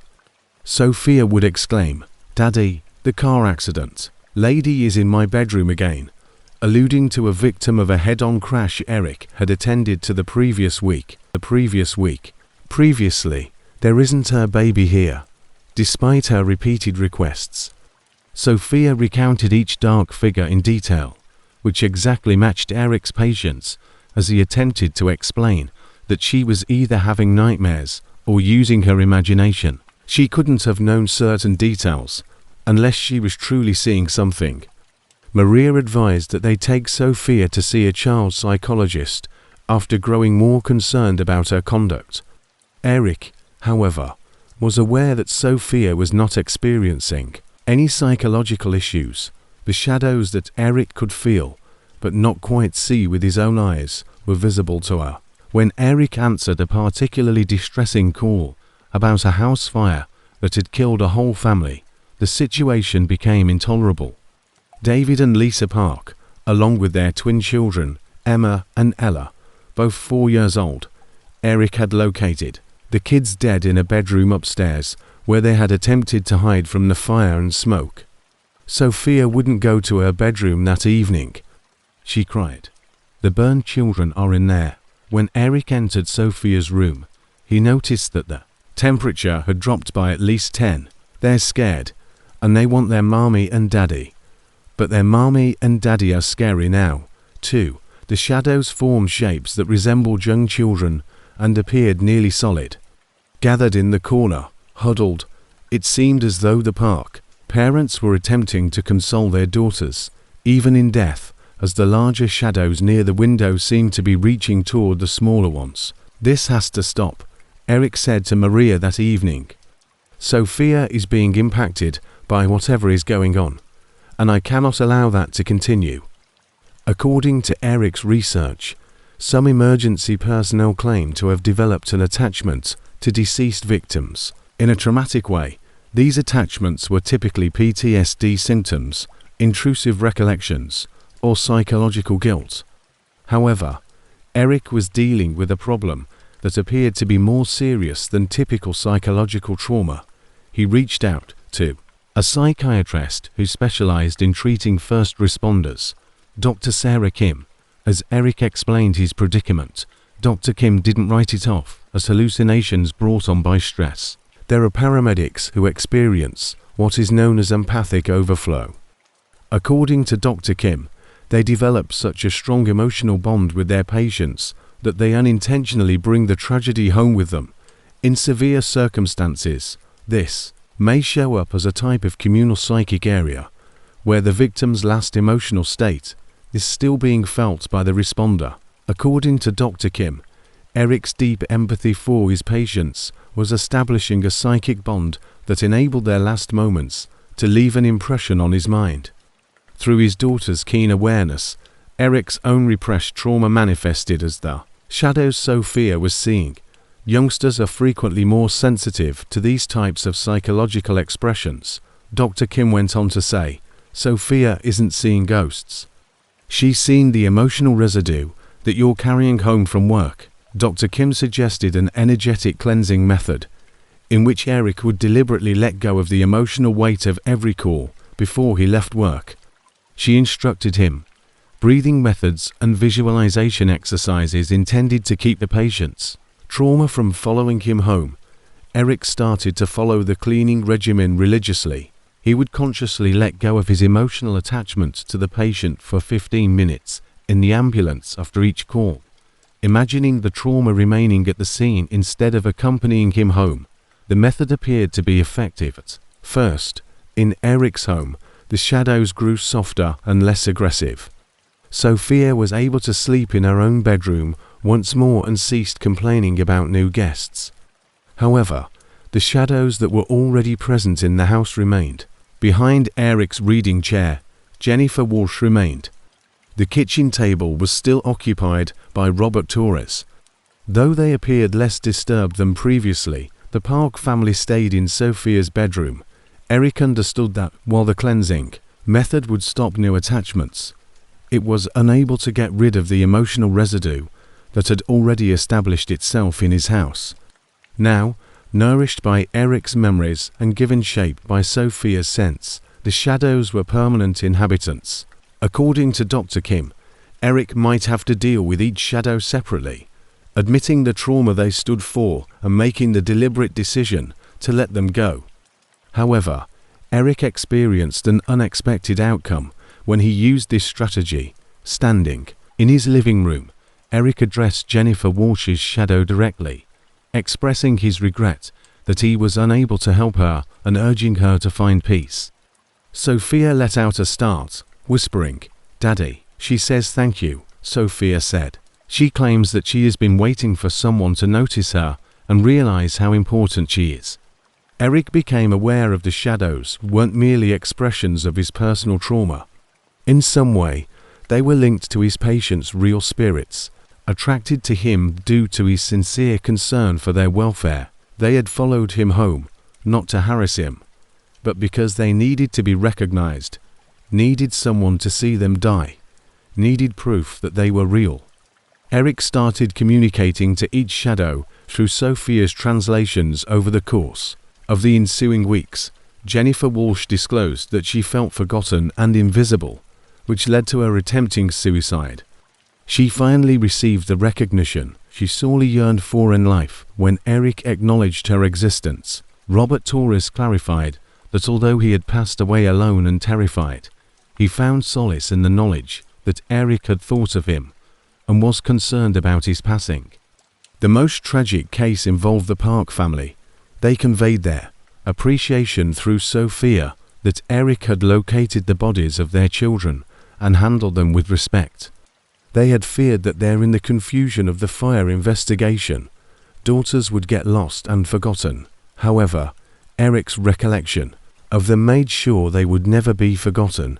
They faded as Eric recognized each shadow and validated their experiences.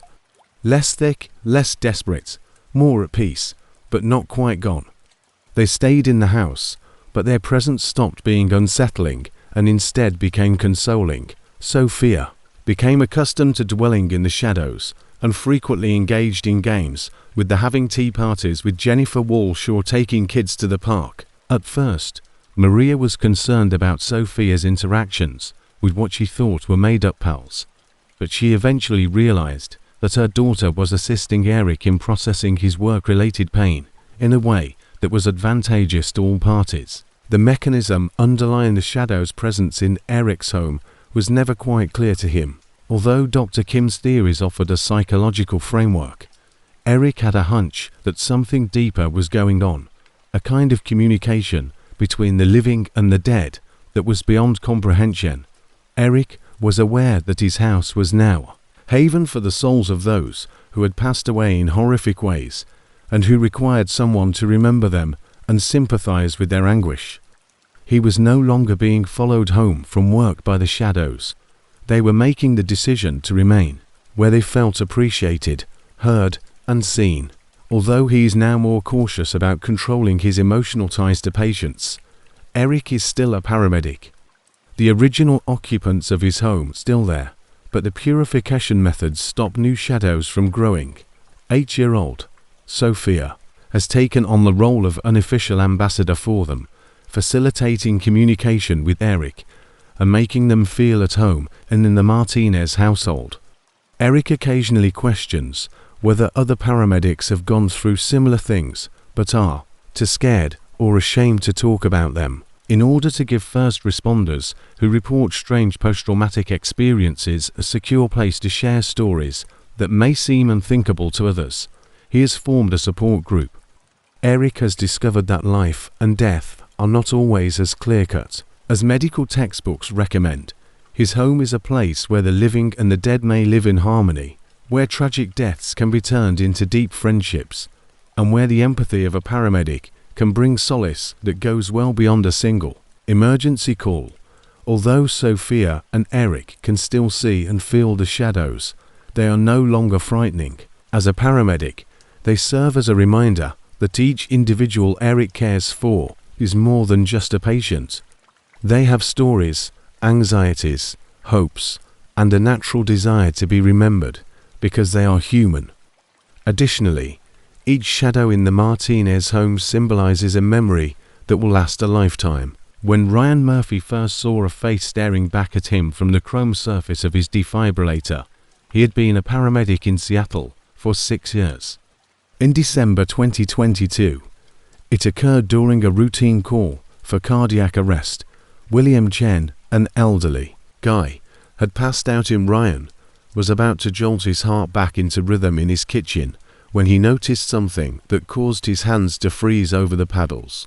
A visage other than his own was reflected in the defibrillator's polished metal surface. It was the face of 73-year-old Margaret Forster, who had passed away 3 weeks prior in Ryan's ambulance. She was staring at him from inside the apparatus, her mouth moving as though she were attempting to speak, despite his best attempts to save her. The same anguish Ryan recalled from her last moments filled her gaze. Ryan glanced again and blinked hard. Only his own face was visible in the reflection, stiff with focus, as he tried to save William Chen. Margaret Forster had been there, however, for a brief instant, caught in some way within the metal surface of the machine that had failed to restart her heart. Ryan's quick thinking and steady hands helped William Chen survive the cardiac arrest. However, Ryan avoided making direct eye contact with any reflecting surfaces on his equipment for the remainder of his shift. Every polished surface appeared to have the potential for another impossible encounter, including the heart monitor, the force stand, and the chrome handles of his medical kit. 3 days later, Ryan ran with Margaret Forster once more while tending to a victim of a vehicle accident. This time, she was shown in the patient's chest through the curved surface of his stethoscope. This time, Ryan could swear he heard her voice murmuring from someplace inside the metal because she was clearer and more distinct. "Ryan, why didn't you save me? You let me die, but why?" Ryan startled both his partner Jake and the patient they were treating when he dropped his stethoscope. "Everything okay?" Jake said, worried by Ryan's abruptly pale skin. "All right," Ryan muttered as he picked up the stethoscope with trembling hands. "I just thought I heard a weird sound." However, as Ryan glanced at the stethoscope once again, his own anxious reflection on the metal surface had taken Margaret Forster's face. Throughout the subsequent, Margaret's visits increased in frequency and intrusiveness over the course of several weeks. She would show up in the shiny glass of 4 bags, the metal surfaces of medical equipment, and the chrome fixtures of the ambulance. She asked the same inquiry every time: "Why didn't you come to my aid?" Not because of the physiological difficulties they brought, but because he knew that Margaret Forster would be monitoring him from somewhere in his equipment, evaluating his performance, and reminding him of his inability to sustain her. When other faces started to appear alongside Margaret's, the situation became even more unsettling. A 45-year-old overdose victim named Robert Kim passed away while being transported. A 58-year-old stroke victim named Linda Martinez had coded in the ambulance. A 62-year-old man named Thomas Wright had a severe heart attack that Ryan was unable to stop. Over the course of his 6-year career, Ryan's medical equipment's shiny surfaces gradually revealed every patient he had lost. Their faces would be frozen in expressions of pain, betrayal, and confusion as they stared accusingly at him. Some would mumble inquiries. "Why didn't you put in more effort? Why didn't you arrive earlier? What made me unworthy of being saved?" Ryan attempted to persuade himself that the faces were hallucinations brought on by stress, but they were too specific, too realistic, and too accurate a reflection of his true patients. Every line on Margaret Forster's face, every freckle on Robert Kim's cheek, and every look of fear in Linda Martinez's eyes were all visible to him. Their actions were worse than the way they looked. In their attempts to interact with Ryan, the faces appeared to be growing more aggressive, learning, and adapting. During emergency calls, they would show up at critical times, diverting his attention when he needed to concentrate most intently on saving lives. As Ryan attempted to intubate a child who was choking during a pediatric respiratory emergency, he saw Thomas Wright's face appear in his laryngoscope. Thomas appeared to be critiquing Ryan's technique by shaking his head disapprovingly. Ryan almost lost valuable time opening the child's airway because of the distraction, which made him pause for a critical second. "Ryan, you're becoming terrible." At this, from inside the medical device, Thomas appeared to mouth. After saving the youngster, Ryan was horrified by the experience and said, "Maybe you should quit before you kill someone else." The faces weren't showing up at random. His ability to treat patients was being aggressively hampered by them. It was almost as though they hoped he would fail so they could recruit more members. In an attempt to understand what he was experiencing, Ryan started looking into the phenomenon. What he found on emergency responder web communities was both reassuring and frightening. Similar experiences of seeing the faces of deceased patients in reflective medical equipment were reported by dozens of doctors, nurses, and paramedics. A Portland nurse reported seeing deceased patients in her four poles. A Denver physician reported seeing faces on his surgical tools. According to a Miami paramedic, the ghostly faces of deceased patients would occasionally even overpower the readouts on his defibrillator screen. Guilt was